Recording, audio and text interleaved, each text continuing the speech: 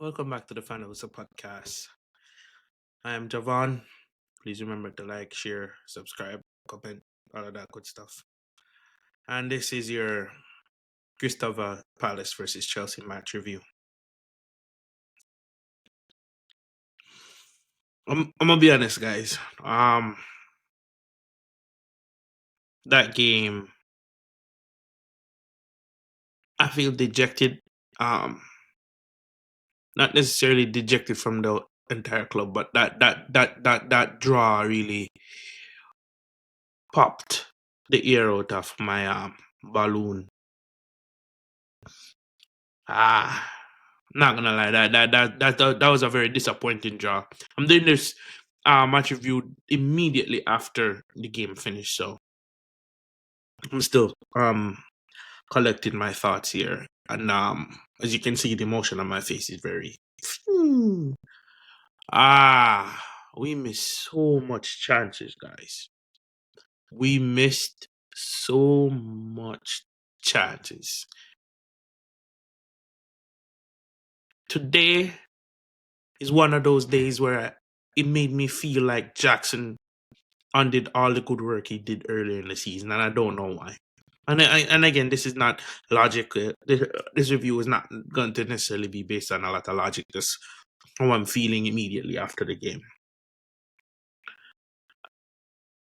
Again, partially, I think Maresca coached a win here. I'm gonna be honest, he coached a win, but he still has to pick up some of the blame for getting this job because at the 75th minute, not even, I think since the 65th minute, I was saying make subs, be proactive, make subs, um, do something with one of the wingers, take Jackson off, put on you, give you a bit more time on the pitch. We didn't even see Felix or Nkunku today just to change something. Um, that says to me you definitely don't trust your squad. But I don't even want to harp on about that. We missed so much chances. Firstly, shout out to Josh Achiampang because he for me I think he had a really good debut and I think he deserved a clean sheet. I'm not gonna lie, I think he deserved a clean sheet. Colwell at the back as well. Colwell I saw Colwell do some really good things throughout the game. Um yeah, it's just for me it's just a rough one, in my opinion. Yeah, this game is very because the thing is in the first half we played very well. In the first half we were bopping him off the park. Without a shadow of a doubt, we were the better team. You don't even have the second guess. You don't have the second thinking. You don't even have the. We were the team in the first half. But in the first half, I was saying, okay, we got the first goal. We have to get the second goal.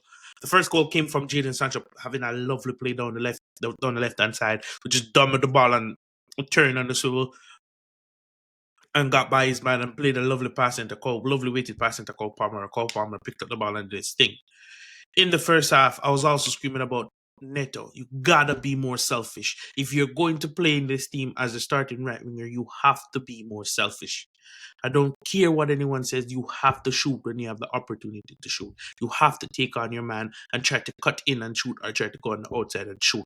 You in this team, because of the deficiency of Jackson, we just cannot have two creative wingers because we don't have someone that's clinical enough to take advantage of the opportunities and the chances they created.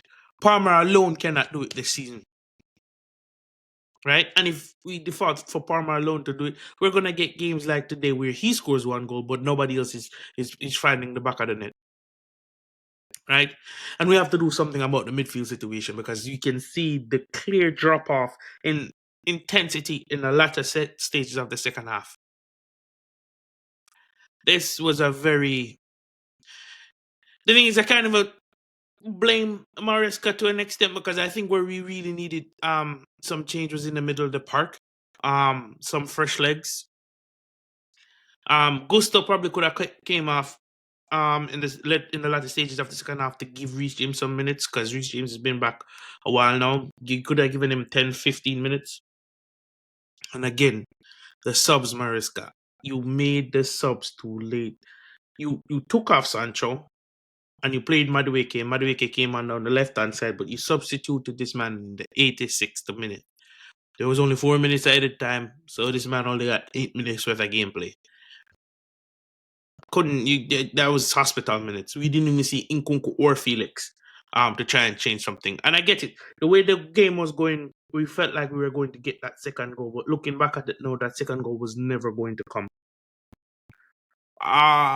This was a rough watch. The time you see this hoodie, that means we lost. ah, that was actually annoying, you know.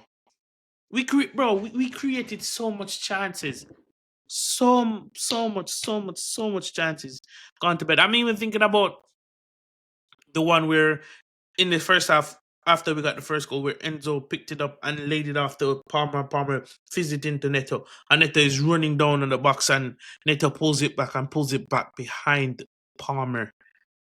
These are the little nuances that you have to get right to get that second goal. Joshua Chiempong had a chance, but I'm not going to cash it on the little youth.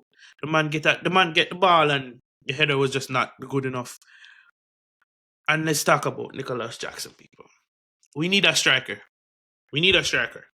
The more these performances continue, I'm starting to change from, you know what, someone to compete with Jackson to someone to a starting striker. Because this was a game of fine margins. And you know why it was a game of fine margins? In the first half, if we had buried some of these chances, even the one at the back post where all you had to do was put it on target because the keeper was out of position. If it's a game of fine margin, because I think once you get that second goal, Palace heads drop, there was no coming back into the game.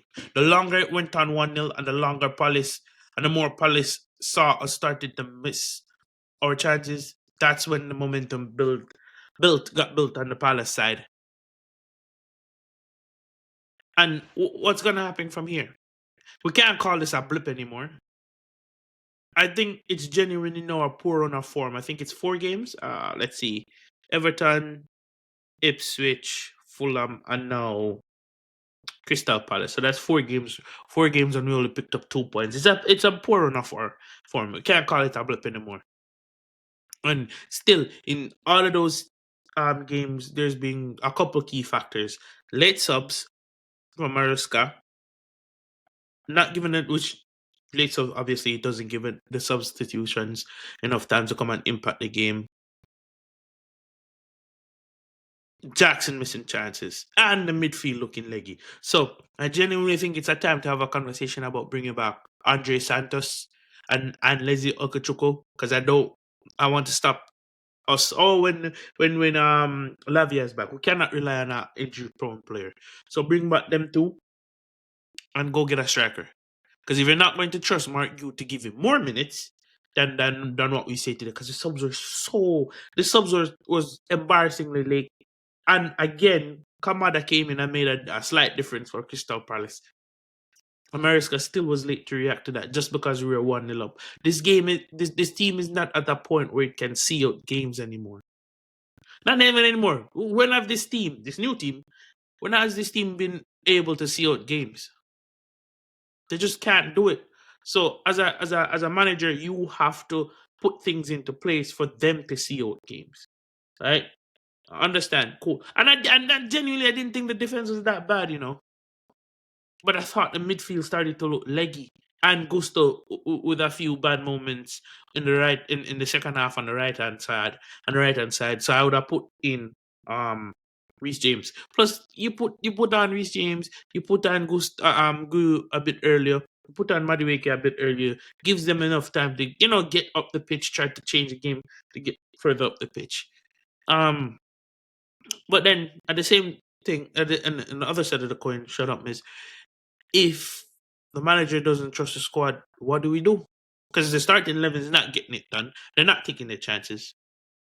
Yeah, it's some uncomfortable conversations need to be had, and some serious questions need to be had. I might be on a breakdown later with the boys, so go check that out. That's on Batisti's channel. Just Google MAH, and you should be the first one up coming up. But yeah, it's been honestly still processing, still processing.